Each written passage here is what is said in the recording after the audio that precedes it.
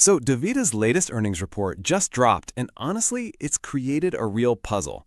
On one side, you have management saying everything is going exactly to plan. On the other side, the market heard that and immediately sent the stock down. So today, we're going to break down that disconnect, and we'll tell you what we think happens next.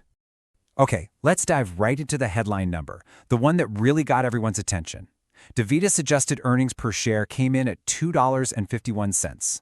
Now, that was a huge miss, a whopping 66 cents short of what Wall Street was banking on. And that's the kind of miss that really makes investors sit up and take notice. And boy, did they take notice. The very next trading day, the stock took a nosedive, dropping a sharp 6.17%. This wasn't just some minor dip. This was a loud and clear signal that the market was seriously disappointed with the quarter's profits.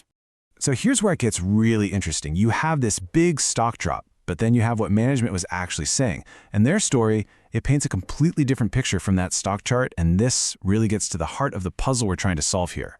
I mean, listen to the CEO, Javier Rodriguez. He's basically saying, everything's fine, we're right on track. It's that steady ship in a storm kind of language, not the language of a company that just got hit by a rogue wave. So, what gives? Why the massive disconnect? And this slide just puts it in black and white, right? Management's saying we're on track, and the market just slams on the brakes. They're reaffirming their goals for the year. And what happens? Trading volume shoots through the roof because investors are running for the door. So clearly the market was reading between the lines and saw something that made them really, really nervous. Let's dig into what that was. Look, the market wasn't just panicking for no reason. Investors dug into the numbers, and they found some real headwinds hiding under the surface of that Q3 report. These are the little details that completely overshadowed that confident message from the top, and it really starts with patient volumes. So here's the deal. They were just performing fewer treatments, and that's a direct hit to revenue. We're talking U.S. treatments per day down about 1.5% from this time last year. Management had a few reasons for this, right? A really tough flu season led to higher patient mortality. Hurricane Helene caused some disruptions, and they were still feeling the aftershocks from a cyber incident. Okay, so get this. At the exact same time that fewer patients are coming in the door, the cost of treating each one is going up. Patient care costs jumped by about $5 per treatment just from the last quarter. And the main culprits? You guessed it, higher wages and spiking costs for essential drugs like phosphate binders.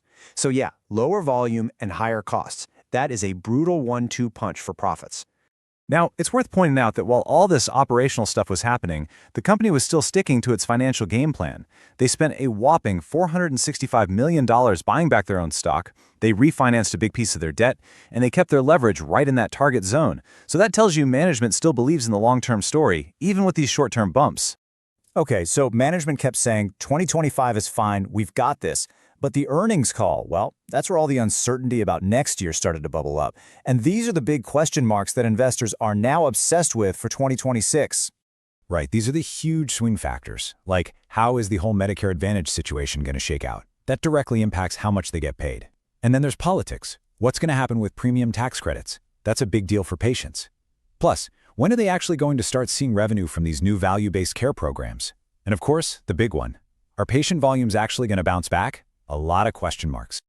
Okay, so let's put it all together. You've got the earnings miss, the market freak out, these headwinds, all this future uncertainty. So what's our take? What's the call on DaVita going forward? So we're going to break our outlook down into 3 simple parts. First, our forecast for Q4. Second, our thesis on how the stock's going to move. And third, our final official rating. All right, so looking at Q4, for management to hit their own guidance, they kind of need to pull a rabbit out of a hat. We're talking a $60 million jump in operating income from Q3. And to get there, they're counting on some things that are, frankly, a little tricky, like a favorable calendar mix of treatment days and collecting on old insurance claims. It's possible, for sure, but it's what we call back-end loaded. It carries a ton of execution risk. And because of that risk in Q4 and that big cloud of uncertainty over 2026, we just don't see a strong reason for the stock to make a big move, up or down. We think it's going to be range-bound, basically stuck treading water until we get some real answers about next year. So that brings us to our final rating, market perform. Look, the company's aggressive share buybacks should act as a nice floor, keeping the stock from falling too much. But at the same time, you've got these rising costs and some serious policy risks on the horizon. And that really puts a ceiling on how much it can outperform the rest of the market right now. So if you're going to remember one thing from all of this, what should it be? What's the bottom line here? It's simple. DaVita has become a classic show-me story. The days of investors just taking management's word that the ship is steady, those are over. Now it's all about proof. They are waiting for the hard numbers. They need to see a strong Q4 finish and a crystal clear, believable plan for 2026. Only then will they believe this ship is really back on course. And finally, as always, just a quick reminder, this analysis is for your information only, based on what's publicly out there. This is not financial advice.